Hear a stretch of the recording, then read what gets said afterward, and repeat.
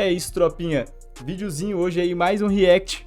O vídeo de hoje que a gente vai reagir é um vídeo do Guibeira, a maior confusão da história. Malice and the Palace. Pra quem não sabe, é uma tretinha insana que teve aí entre Detroit Pistons e o Indiana Pacers. 19 de novembro de 2004. Este foi Começou o exato dia o drama. que marcaria a NBA pra sempre.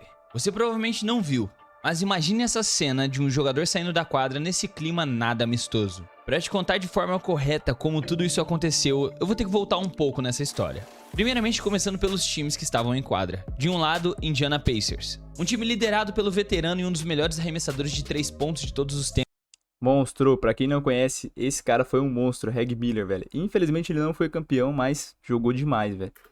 Red Miller, que já tinha uma longa e leal caminhada com a sua equipe e nunca tinha conseguido ser campeão da NBA, pois para ele não importava apenas ser campeão, ele precisava ser campeão pelo Indiana. O time do Pacers era bom e decidiram após a perca de um título nas finais da temporada de 2002-2003 para o Los Angeles Lakers de Kobe Bryant que reforçariam um elenco com jogadores mais jovens, mais defensores para ajudar o Red Miller a chegar ao tão cobiçado título de campeão da NBA. Sem falar que por Red ser um veterano, estavam precisando de um jovem para assumir quando ele decidisse se aposentar.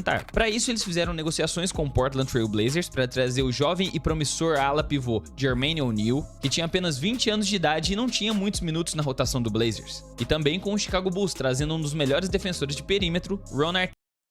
Esse foi um monstro em todas as partes, né? O cara era louco e meio, mas jogava pra caramba também, não tem como, né? E também foi um dos caras que ajudou aí Kobe Bryant no título de 2010 no bicampeonato do Lakers, né? Teste até a equipe. E sobre o Ron Artest, se você acha chato o estilo de jogo de Draymond Green nos dias de hoje, você não conheceu esse cara. Ron era o tipo de cara que estava disposto a lutar e enfrentar qualquer um em nome de seus companheiros de time. E do outro lado de quadra, tínhamos o Detroit Pistons, time liderado por um dos caras mais durões que a NBA já viu, que eu já te contei aqui no canal inclusive, Ben Wallace. Se você olhar pra este homem, não tem como você não ficar com medo dele, velho. Agora imagina jogar contra ele numa quadra de basquete. Rapaziada, pra quem não conheceu esse cara, filho, vocês não sabem o que é pivô de verdade. Nessa época aí não tinha choro, não.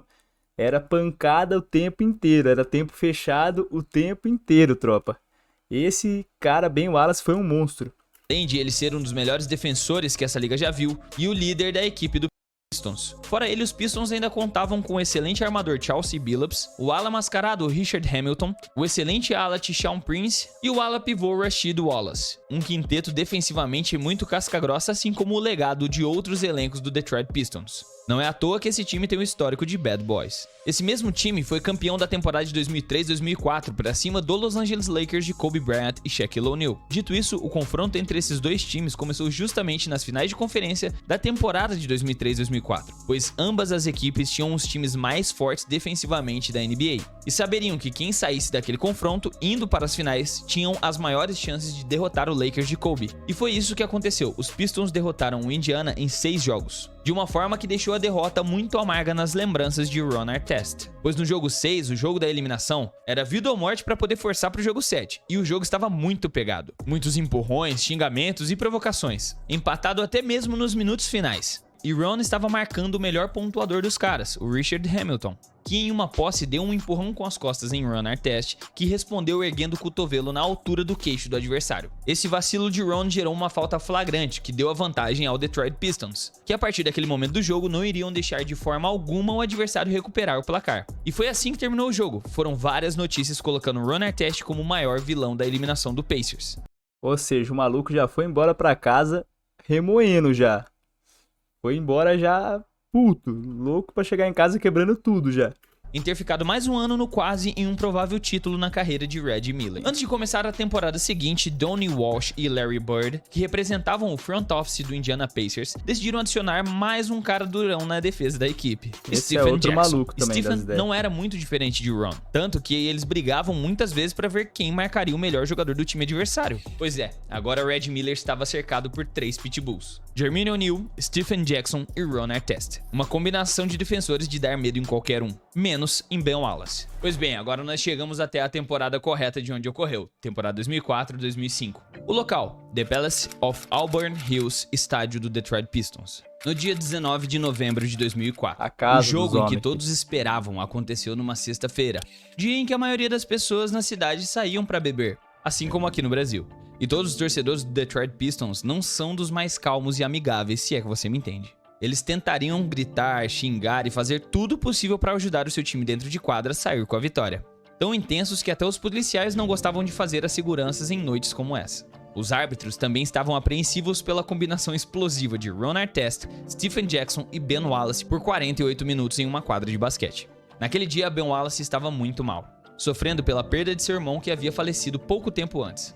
E Ron Artest era um cara que já estava sofrendo há um bom tempo com depressão e ansiedade, extremamente inconstante emocionalmente. Estava fazendo um acompanhamento psiquiátrico para tratar de seus problemas. Dito isso, vocês já imaginam a carga emocional que tinha dentro desse jogo. Os jogadores envolvidos... Ou seja, os caras já eram loucos, tropa, você imagina, os caras já eram loucos por si só. Aí você imagina, um já tava ali meio depressivo, meio maluco da cabeça. O outro acaba ocorrendo o caso do irmão dele ter falecido, o cara já tá com aquela pressão monstra na cabeça. Os caras foi pro jogo, tipo, 2 fios desencapados, só precisava encostar um no outro ali pra dar choque, entendeu?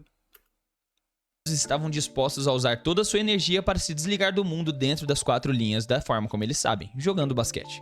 E a bola subiu. O Indiana Pacers estava determinado a não deixar o Detroit Pistons ganhar nenhuma partida esse ano.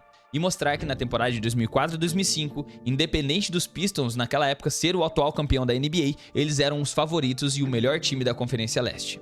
E assim eles fizeram. Jermaine O'Neal e Ron Artest estavam em uma sintonia perfeita, jogando muito bem por mais que estivessem sem o capitão, Red Miller. Ron fez 24 pontos, 5 rebotes e 2 roubos de bola. O'Neal, 20 pontos, 13 rebotes e 3 assistências. Do outro lado, Richard Hamilton tinha 20 pontos e 5 rebotes. A dupla de garrafão, Ben Wallace e Rasheed Wallace, também tentavam de tudo para sair com a vitória, ambos com um duplo-duplo. Ben, 13 pontos, 10 rebotes e 3 tocos. Rasheed, 19 pontos, 10 rebotes e 2 tocos. E foi nesse ritmo que Indiana se impôs para colocar mais de 10 pontos de vantagem e mostrar que esse ano não ia ter para ninguém. Eles queriam o título de campeão da NBA. Dito isso, é comum na NBA quando um time está perdendo por uma larga vantagem que alguns torcedores já conformados com a derrota deixem os estádios indignados nos minutos finais. Se deve ao fato de querer ir embora antes e pegar menos trânsito ou simplesmente de não ver a derrota até o último segundo do seu time do coração. Com isso, os assentos mais próximos da quadra, aqueles que ficam atrás das primeiras fileiras, começaram a ser preenchidos pelos torcedores mais fanáticos e embriagados que estavam nas fileiras mais distantes do The Palace. Quem vazou nesse dia antes, tropa, deu uma sorte imensa, velho. Por um fio, é aquele por um fio, um pouquinho mais que você tivesse ficado, você tinha sobrado no meio ali do maior quebra-pau da história da NBA, que foi esse jogo aqui. Indiana foi ampliando a vantagem, chegando a 15 pontos quando já consideravam o jogo acabado. E aí entra um outro nome nessa história, Jamal Tinsley, armador do Indiana Pacers, que chegou nos minutos finais de jogo para o instável Ron Artest e disse: "Você pode fazer sua falta agora." Ron respondeu: "O quê?" Ele repetiu: "Você pode fazer a sua falta agora." E foi isso que precisou ser dito para que começassem a pior noite de suas vidas. Faltava menos de um minuto pro final do jogo. Essa história eu já conheci realmente, tropa. Isso aí é um dos maiores, tipo, efeito borboleta que tem. Se o cara não tivesse lançado essa frase pro cara, tipo, pro Ronald Artest, se ele não tivesse falado essa frase pro Artest, cara, certeza que nada disso que aconteceu teria acontecido, tá ligado? Na minha opinião, isso daí é um dos maiores efeitos borboleta que tem. Que, tipo, se o cara, por um instante ali, que foi ele soltar aquela frase pro Artest, que ele podia fazer a falta dele, meu, foi o que precisou pra, tipo, acontecer tudo o que aconteceu. Bizarro demais. Ben Wallace recebe a bola, todos de cabeça quente. Stephen Jackson fala que vai marcá-lo e nem tentou fazer força na defesa, nem fazer falta, nem pará-lo. Deixou ele subir pra uma enterrada ou uma bandeja de forma fácil. Era só deixar ele pontuar, fazer o relógio rodar e final de jogo. Mas não para Ron Artest, que recebeu o alvará de um companheiro para descontar a sua raiva em uma falta em alguém. E ele escolheu justamente o cara errado, Ben Wallace. Veio por trás e fez uma falta muito feia, digna de falta flagrante. Mas não seria uma falta simples. Ben Wallace perdeu a cabeça e deu um empurrão no pescoço de Ron Artest, que até esse momento você pode pensar que não, mas estava tudo bem. Esse tipo de clima não tão amistoso assim, não tão fair play, acontecia com mais frequência do que você imagina nos anos 2000. Quando estourou toda a confusão, Ron Artest já fazia terapia, e ele lembra de a doutora o aconselhar que quando ele estivesse numa situação de risco, contasse até 5 segundos antes de perder a paciência, ou até mesmo procurar um lugar para ele poder se afastar de toda a confusão. E uma das atitudes, inclusive, recomendadas por ela era ele tentar deitar e se afastar de toda a confusão e respirar fundo, mas não no meio de um jogo da NBA. E ele foi lá e deitou na mesa de arbitragem para isso. A atitude que Ben Wallace interpretou como ser pior até do que a falta que ele fez. Aí você tá pedindo também, né? Você imagina, numa situação dessa, você tá numa treta insana, você tá bolado com o cara, porque o cara acabou de te dar uma puta pancada na lata ali. Aí o cara ainda vai e deita ainda na mesa. O que você vai pensar? Na hora até eu pensaria, falava, meu, o cara tá me sacaneando, né? Foi uma das coisas também, acho que ajudou pra tudo isso acontecer, né? Se o Artest não tivesse deitado na mesa ali, tivesse ficado pelo menos em pé ou saído de canto, não teria acontecido nada do que rolou também. Essa coisa dele ter deitado na mesa foi uma das coisas que ajudou demais também pra acontecer tudo que aconteceu, né? E ele começou a jogar as suas bandanas, braçadeiras, tudo que estava ao seu alcance na direção de Ron. Ron Artest, querendo ou não, estava se sentindo confortável com a situação, meio que de uma forma intocável, já que Jermaine O'Neal e Stephen Jackson não iam permitir que alguém chegasse perto dele. E aparentemente, aos poucos, parecia que a situação ia se acalmando devagar, e foi assim que veio, do nada, em câmera lenta, ele, um copo. Ouçam do próprio Red Miller o depoimento a respeito daquele momento. In the corner of my eye, I see it coming. Foi o que precisou, tropa, lá, ó, o estopim. Já tava tudo pronto pra dar errado naquele dia, foi o que precisou aí. Diretamente no peito de Ron Artest. E aquilo foi o necessário para explodir Ron de uma vez por todas.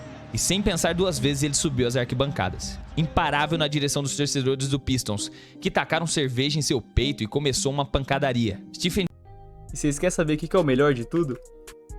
Vocês querem saber o que é o melhor de tudo dessa história? Melhor, não sei se é melhor, se é pior, o que é, né? De toda essa loucura. É que o cara que tacou o copo nele, o cara saiu ileso, porque ele não viu quem era direito o cara, tinha dois caras, um do lado do outro. Ele não viu quem que era o cara certo, ele nocauteou o cara errado ainda. O cara de azul foi o cara que tacou o copo nele. Ele chega e dá o soco no cara que tá, acho que de camiseta preta, alguma coisa assim. Ou seja, além de tudo, ele nocauteou o cara errado ainda, velho. Olha só que loucura.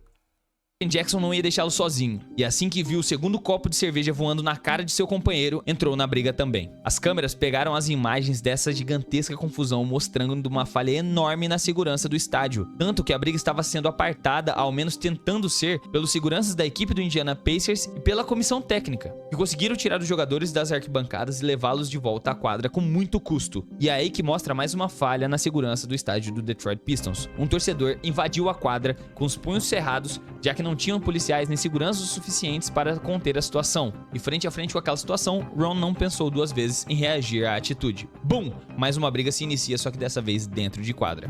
Jermaine O'Neal, sem pensar duas vezes, depois de já ter apartado a briga dentro de quadra contra os outros torcedores, veio para ajudá-lo. Quando Jermaine O'Neal chegou até o local, já veio para cima dos torcedores que invadiu a quadra. E por sorte do torcedor, ele escorregou e não acertou em cheio, porque com o peso e a força e a velocidade que ele chegou, seria perigoso para a saúde desse cara. E no... Olha como o maluco veio pra dar um murro, irmão. Se pega um murro daquele ali na cara do maluco. Pega um murro daquele ali na cara do peão, filho. Já era.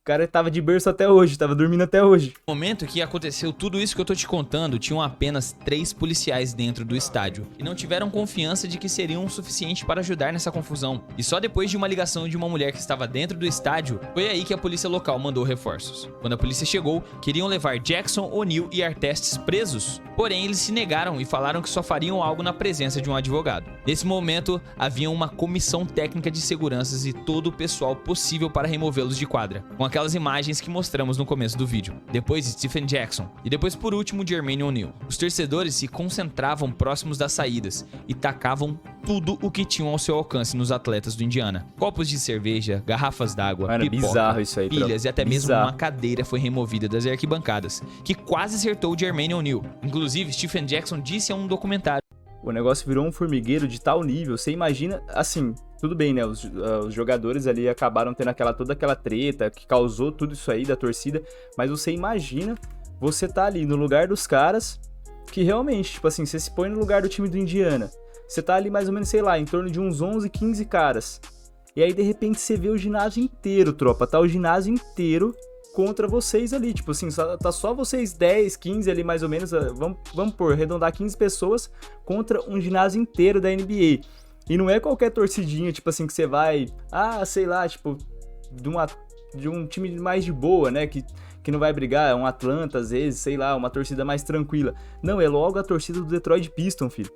Isso aqui é tipo você pegar Palmeiras e Corinthians ali, se você pegar tipo a torcida do Corinthians, você pegar 10 jogadores do Palmeiras e soltar lá no meio da torcida do Corinthians. Você tá maluco, velho. Para a empresa do N Vermelho Grande, que sentiu como se fosse 15 contra 30 mil. Ao chegarem nos vestiários, Ron Artest perguntou a Stephen Jackson, abre aspas, você acha que estamos com problemas? Stephen Jackson respondeu, abre aspas, teremos sorte se continuarmos com nossos empregos. E poucos minutos depois, nos noticiários só se falavam de uma coisa. E o tema principal era o seguinte: o quanto a liga estava sendo negligente com jogadores gangsters, que recebiam milhões, usavam joias, cheios de tatuagens, e que eles estavam permitindo que transformassem o basquete em um esporte vinculado ao hip hop. Inclusive, por causa dessa confusão, que saíram os códigos de vestimenta pouco tempo depois. Foi então que se iniciou uma grande investigação, regidas por um promotor de justiça da cidade de Oakland, na Califórnia. Na época, todas as câmeras de segurança do The Palace registravam as filmagens por fitas de VHS, de todos os ângulos possíveis. E foi feito um trabalho minucioso para acharem todos os principais responsáveis pelo ocorrido. Por exemplo, o torcedor que arrancou a cadeira e jogou na direção dos jogadores. Caraca. O cara que invadiu a quadra. Conseguiram pegar o cara que jogou a cadeira, mano.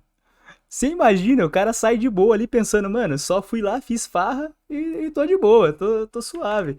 De repente os caras batem ali na sua casa, ó. Irmão, vamos. Monta no carro que você vai pra grade, filho. Esqueça. Mano, bizarro demais. Esse aqui, então, que quis tretar com o Artest é louco, né? Ele tinha tanta gente pra ele brigar, ele poderia ter brigado com o técnico, poderia ter brigado, sei lá, com qualquer cara ali, mas justo com o Ron Artest. E ainda, além de tudo, ele apanhou do Artest e do... Ai, como que é o nome do outro cara que quase matou ele com o soco? Me faltou o nome. Para brigar com o Ron Vai Artest. aparecer aí. Sabe o primeiro cara que deu início à Stephen confusão Jackson. com o copo? Pois bem, ele era vizinho do promotor de justiça. E quando foi Olha descoberto, esse aí, tentou evitar velho. ao máximo que chegassem até ele. Até ameaçando os repórteres com um cachorro. Boa, mas era colocou inevitável. o cachorro lá Conforme pra o tempo se foi ferrar. passando, conseguiram uma confissão gravada dele assumindo que foi ele que jogou o copo. E quando veio a público, ele recebeu muita atenção da mídia na época. Que queriam saber mais sobre... Não, você imagina, tropa. É que assim, isso aí que aconteceu, cara, acho que foi a única vez na história que aconteceu um caso tão grande como foi esse do Detroit, do Indiana, né? Um quebra-pau, assim, envolvendo, tipo, torcedor, tipo... É porque os caras não assistiam ali a torcidinha do Corinthians e do Palmeiras, né? Não pegaram futebol BR, senão eles tinham visto isso aí há muito mais tempo. Mas assim, sem zoeira agora, tipo, isso na época foi um boom muito grande, porque você imagina, tipo, do nada você pega um jogador tretando com o cara da torcida, tá ligado? O cara lá espancando o cara da torcida. Você é louco, é bizarro demais. o que tinha acontecido. E ele, com um ar de deboche, diz apenas que sentiu aliviado de Ron Artest ter subido até as arquibancadas e confundido o responsável a jogar o copo. E que apenas se arrependia de não ter esticado o pé para o Ron Artest tropeçar e cair. Todos foram penalizados. Foi o que eu falei, filho. Olha lá, ó. O cara subiu ainda. Esse cara, ele jogou o copo, o Ron Artest subiu e acertou o cara errado. Não acertou ele acertou o cara errado. Ou seja, o cara ainda ele provocou toda essa treta e saiu ileso ainda. Não tomou um bumba pra cara pra ficar ligeiro. Esse cara foi o melhor da noite. Chegando a um total de mais de 10 milhões de dólares em multas, vários Caraca, processos 10 milhões, judiciais por agressão, e 48 horas depois do ocorrido, David Stern, de forma totalmente autoritária, alegou que foi uma decisão unânime, 1-0, a votação apenas dele, o próprio David Stern, de penalizar todos os atletas envolvidos. Ron teve a maior punição da história da NBA que não fosse envolvendo drogas ilícitas. Ele perdeu uma temporada inteira, no total foram 86 jogos. E daqueles 10 milhões que eu te falei, 5 saíram do bolso de Ron Artest. Nossa. Stephen Jackson pegou um gancho de 30 jogos. Jermaine O'Neal, 25 jogos. Pelo lado do Pistons, Ben Wallace foi o mais punido, com 6 jogos de gancho. Todos os fãs que fizeram algo contra os jogadores, incluindo John Green, o cara que tacou o copo. Voltando ao Stephen Jackson, após o ocorrido dentro do corredor dos vestiários, ele estava orgulhoso do time, dizendo: somos uma família, somos unidos. Pelo simples fato de não terem se abandonado nos momentos difíceis. Todos de alguma forma se envolveram para se proteger, mas não permaneceram muito tempo assim. O time, a partir desse dia, começou a ser desfeito. E o primeiro a pedir transferência foi justamente o principal motivo dela ter iniciado, o Ron Artest. E acabou indo parar no Sacramento Kings, depois no Houston Rockets, depois em 2010 no Lakers. E mudou seu nome inclusive para Metal World Peace. Eu Segundo tenho essa ele, o camiseta Meta dele, vinha do tropa. budismo, Muito bom. com o significado de que ele queria se desprender das coisas ruins que já tinham acontecido e apenas focar em ser um cara de paz, amoroso com as pessoas de sua família e uma pessoa no geral melhor. Ele posteriormente chegou a ser campeão pelo Lakers nesse mesmo ano de 2010 e por ele mesmo assumindo na entrevista pós-título ser um covarde saindo da equipe que o protegeu na confusão do palácio. Sem ele, e o time se recuperando de todas as punições e desfalques, o Pacers começou a perder naquela temporada. De melhor time, acabou terminando em sexto. Os Pistons passaram por cima daquela confusão, terminaram em segundo lugar e ainda ganharam dos adversários Pacers nas semifinais de conferência nos playoffs, em 6 jogos, e chegaram a mais uma final da NBA. O time do Indiana foi se desfazendo cada vez mais. Red Miller, o lendário Pacer, que por muitos é considerado o melhor jogador da história da franquia, decidiu se aposentar após essa temporada, dizendo que aquele episódio foi mais que o suficiente para alertá-lo que já estava na hora de pendurar os tênis. Uma longa história de 18 temporadas na franquia. Mano, eu acho que o cara que eu mais tenho dó de todo esse rolê e toda essa treta é do Reg Miller, velho, sem dúvida. Porque é um cara, assim, que ele poderia, sim, ter sido campeão, principalmente com esse time, eles tinham tudo pra ser campeão. Na minha opinião, assim, eu acho que da época ali foi um dos times mais fortes que tinha, era ele e seria o Pacers e o Detroit, né, principalmente na Conferência Leste e até pra suposto campeão da NBA. E é uma judiação eles não terem conseguido, né, finalizar a temporada bem ali e ter dado um título pro Reg Miller, que foi um cara que eu acho que falta isso hoje em dia na NBA, os jogadores terem mais apego ao time, né, e que nem ele fez, Kobe fez, o próprio Stephen Curry também, tipo, no Golden, vários jogadores aí, o Dirk Nowitzki no Dallas, Tim Duncan no San Antonio Spurs, que é jogadores que começaram a carreira ali no time e continuaram até o final naquele mesmo time, entendeu? Tipo, esperando a reconstrução. É lógico, né? Que hoje em dia os jogadores já não fazem mais isso por conta de ocorridos como esse aqui. Que é o cara, ele passar a carreira inteira esperando ali o momento dele, né? O momento de chegar a vez do time dele. E aí, de repente, tipo, às vezes quando você pensa, chegou. Não, tipo, um detalhinho ali foi o suficiente para acabar com tudo, né? Um time que tinha de tudo ali para disputar um título da NBA. E ele mesmo, o Reg Miller, acabou se aposentando sem ser campeão da NBA. Nenhuma vez.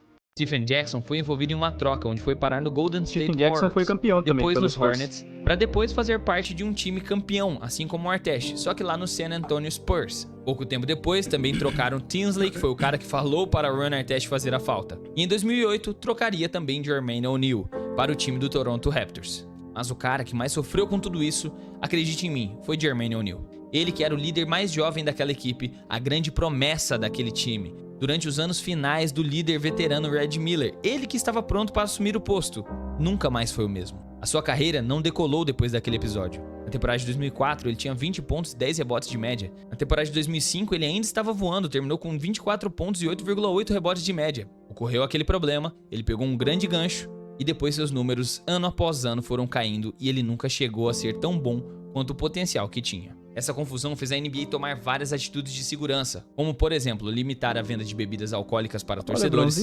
principalmente nos últimos quartos, e obrigarem as franquias a reforçarem as seguranças nos estádios. Tanto que facilmente vemos a quantidade de pessoas que trabalham na segurança dos estádios da NBA atualmente. A referência do nome dessa confusão lá de 2004, Malice in the Palace, recebeu esse nome por causa de um dos filmes dos Três Patetas, chamado de Malice in the Palace. Apesar da confusão não ter nada de engraçado como no filme, era mais por conta do nome do estádio do Pistons mesmo. Esse estádio, The Palace, ele acabou sendo demolido em 2017, causando o maior alívio da vida de Jermaine O'Neal, e por ele parecia que uma parte dele ainda estava lá dentro. E essa foi a maior confusão da história da NBA. Cheguei a assistir esse documentário, que ele mostrou as cenas ali. que tem acho que no Star Plus, agora hoje em dia Disney Plus, né? É muito bom também, pra você que ainda não assistiu. Se você tem aí o Star Plus, acho que é, não sei se é Star, agora é tudo junto, né? Disney Plus, assiste porque vale muito a pena, é muito bom. Eu não lembro o certo nome, mas só de você colocar lá Detroit Pistons, provavelmente vai aparecer. Conta toda a história do ocorrido, conta até mais detalhado tudo que aconteceu sobre essa treta aí, velho. E eu acho que o Jermaine O'Neal foi um dos mais afetados, sem dúvida, porque o Ron Artest, depois o Stephen Jackson, os dois foram campeões, né? Quem mais se complicou nessa treta foi o Reg Miller, que tinha chance ainda de ter um título pelo Indiana Pacers, e o Jermaine O'Neal, que depois disso nunca mais vingou na NBA, né?